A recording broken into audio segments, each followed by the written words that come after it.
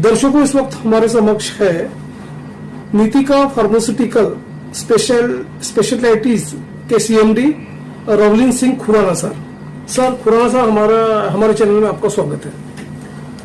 नमस्कार सर, हम आपसे ये जानना चाहेंगे कि हाल ही में विदर्भ गौरव अवार्ड जो अभी संपन्न हुआ, उसमें आपको मीडियम स्केल यूनिट में स्मॉल स्केल यूनिट में आपको गौरवान्वित किया गया, सम्मानित किया गया।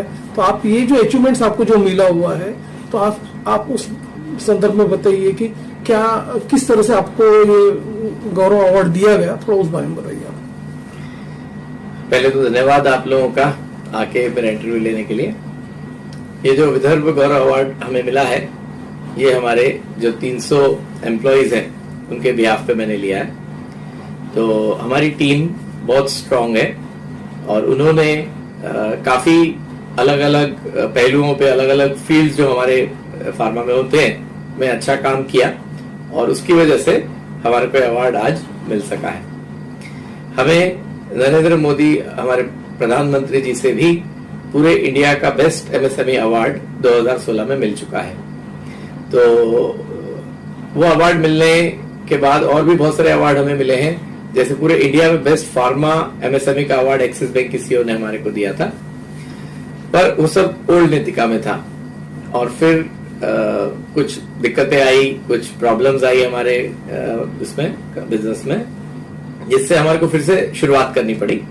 अब नई नीतिका जो है उसमें हमें जो अचीवमेंट मिल रहा है, तो इसकी खुशी ज्यादा है कि नीचे जाके जब आदमी बाउंस बैक करता है और पूरी टीम के साथ जब बाउंस बैक करते हैं, तो उसका जो खुशी होती है वो अलग होती है। तो इसलिए हमें इस अवार्ड की, वो प्रधानमंत्री से अवार्ड मिला, ऑफकोर्स वो बहुत बढ़िया था, और उससे ज्यादा खुशी अभी हो रही है कि हमने बाउंस बैक किया है और वापस हमने ये अवार्ड लिया है। सबसे पहले तो हमारा जो लोगो है वो और final product the happy customer. तो हमारे यहाँ जो हेल्पर काम करता है, वहां से लेके तो एग्जीक्यूटिव मैनेजर, जनरल मैनेजर, सब एक चीज के लिए प्रयत्न करते हैं कि हम कस्टमर को खुश कैसा रखें। और हमारे सभी एम्प्लॉइज को पता है कि उनको सैलरी कंपनी नहीं देती है, उनको सैलरी कस्टमर देता है। यदि कस्टमर कंपनी को नहीं देगा तो कंपनी आगे नहीं दे सकती है। तो सभी लोग मिलके कस्टमर को हम खुश कैसा करें, उसके लिए प्रयत्न करते हैं। और यदि कस्टमर को हमें सेटिस्फाई करना है तो हर आदमी का रोल है। एक पैकिंग करने वाला जो हेल्पर है, उसने पैकिंग अच्छी से नहीं किया तो कस्टमर कंप्लेंट करता है। तो सबको हम ट्रेनिंग देते हैं और बहुत अच्छा हमारा जो ट्रेनिंग एंड डेवलपमेंट डिपार्टमेंट है बहुत बढ़िया है। तो सबको हम ट्रेनिंग देते हैं कि कस्टमर के हिसाब से आप अपना बेस्ट काम कैसे कर सकते हो। और हमारा जो लोगो है, फाइनल प्रोडक्ट हैप्पी कस्टमर, वो ये कहता है कि हम बाकी कोई फाइनल प्रोडक्ट नहीं बना रहे हैं, हम एक ही फाइनल प्रोडक्ट बनाते हैं, हैप्पी कस्टमर। तो उसके लिए सभी मिलके टीम वर्क करते हैं, एक दूसरे का हाथ पकड़ के काम करते हैं, और वही एक मेन रीजन है कि हम यहाँ पे पहुंच सके। कोविड का जब लॉकडाउन जाहिर हुआ था, 23 मार्च को प्रधानमंत्री जी ने घोषणा की थी। उसी दिन रात को हमारे को कलेक्टर ने बुला के स्पेशल परमिशन दी थी कि आपका प्लांट बंद नहीं होना चाहिए। तो बाकी सब प्लांट बंद थे, हमारा प्लांट जब भी 24 घंटे चलने का हमारे को आदेश था। और वही नहीं, हमारे लिए जो बाकी सर्विसेज चाहिए थी, जैसा ट्रांसपोर्ट नहीं था, पैकिंग मटेरियल नहीं था, मशीन नहीं थी, तो उनको भी, जो हमारे लिए काम करते उनको भी तुरंत परमिशन दी गई थी। उसका कारण है, हम लोग फार्मास्यूटिकल में एक होता है टेबलेट कैप्सूल्स को फॉर्मुलेशन कहते हैं, एक होता है एपीआई जो एक्टिव इंग्रेडिएंट होता है, और एक होता है एक्सीपिएंट जो इनर्ट एडिटिव जिसको बोलेंगे नॉर्मल भाषा में, वो होता है। तो एडिटिव के बिना भी टेबलेट नहीं बन सकती, और अपने देश में एडिटिव बनाने वाले बहुत कम है। तो मोस्टली यूरोप से, यूएस से, चाइना से इंपोर्ट होता है, और लॉकडाउन में इंपोर्ट नहीं हो सकता था। तो हमारी फैक्ट्री लगातार चले, ये हमारे को आदेश था। और एफडीए वाले भी हमारे को मॉनिटर करते थे कि आपने आज प्रोडक्शन किया कि नहीं, संडे भी बंद मत रखो, हर दिन चलाओ, ताकि जो टेबलेट का मैन्युफैक्चरिंग है वो कम नहीं हो कोरोना काल में। और इवन अमेरिका जो प्रेसिडेंट ट्रंप ने हाइड्रोक्सीक्लोरोक्विन टेबलेट जब मांगी थी, तो उसमें भी जो इंग्रेडिएंट था वो और कोई नहीं दे सकता था, वो नीतिका ही उस स्पेशल ग्रेड का बना सकती थी। और इप्का कंपनी ने हमारे को ऑर्डर दिया कोविड में, और हमने उनको बना के स्पेशल कलेक्टर साहब ने गाड़ी अरेंज करके दी, और हमने वहां तक अपना इंग्रेडिएंट पहुंचाया था, और उन्होंने गोलियां बना के फिर अमेरिका को दी थी।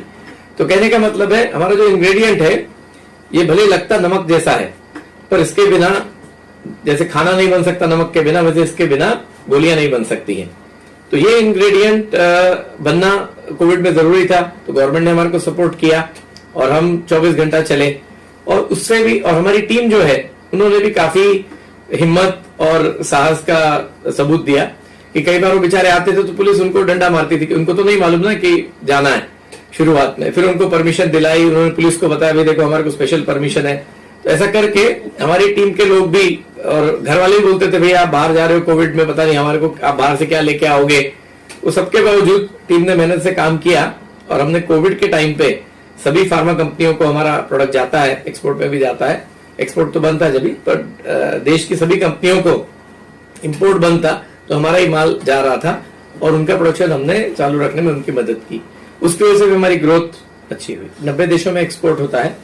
फाइजर, नोवार्टिस, सनोफी, क्लेक्सो, टेवा, अरबिंदो, हेट्रोसन, सिप्ला, ल्यूपिन, ये सब हमारे कस्टमर हैं। तो आपकी बात सही है, आज दुनिया ओपन हो गई है।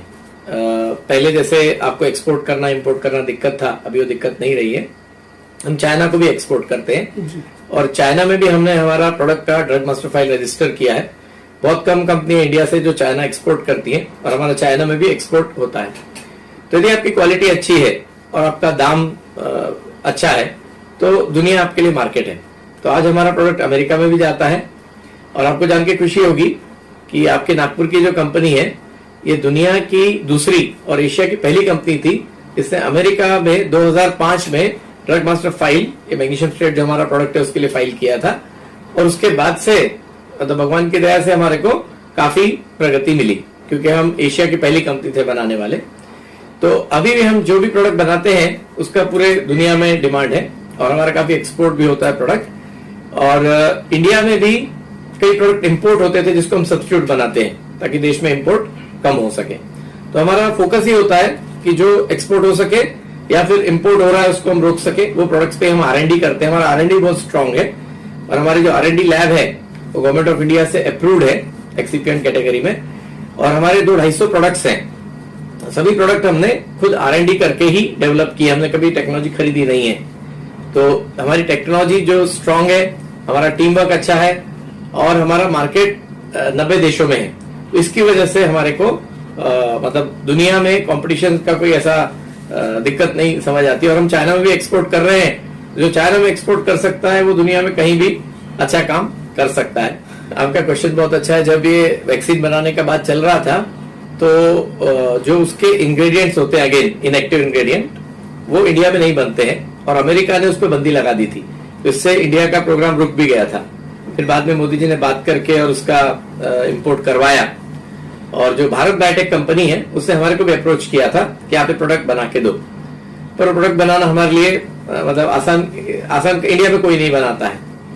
तो हम सोच रहे हैं कि आगे चल के यदि साल 2 साल 3 साल बाद उस तरफ जाएं क्योंकि उसमें काफी इन्वेस्टमेंट भी लगती है और टेक्नोलॉजी भी इंडिया में नहीं है। पर यदि हमें देश को आत्मनिर्भर बनाना है तो उस पर काफी रिसर्च करना होगा और फिर वो चीज हमारे यहाँ बनानी होगी।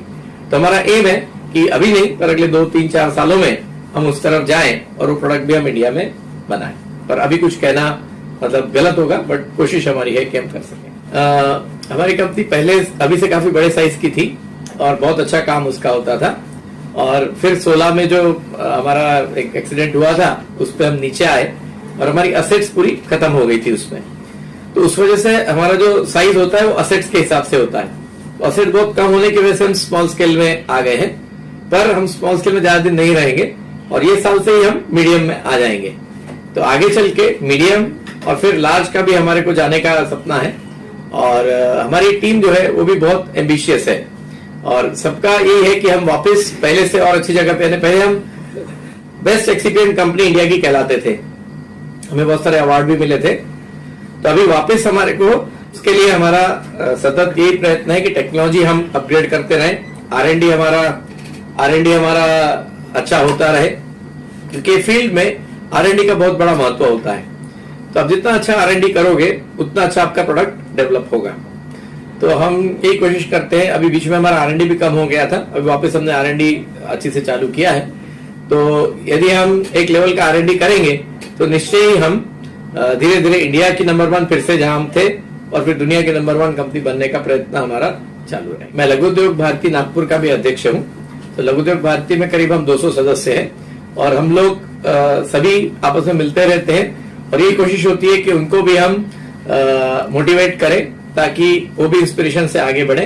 तो जो भी लघु उद्योग के ओनर्स ये देख रहे हैं और हमसे जुड़ना चाहते हैं, वो मैं उनसे रिक्वेस्ट करूंगा कि लघु उद्योग भारती के सदस्य बने और मिलके हम इस सेक्टर को आगे बढ़ाएं।